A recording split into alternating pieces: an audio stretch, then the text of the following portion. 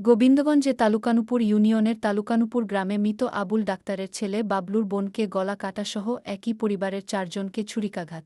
আশঙ্কাজনক অবস্থায় ৩ জনকে হাসপাতালে ভর্তি। এক ঘাতককে আটক করে পুলিশে সোপর্দ করেছে জনতা।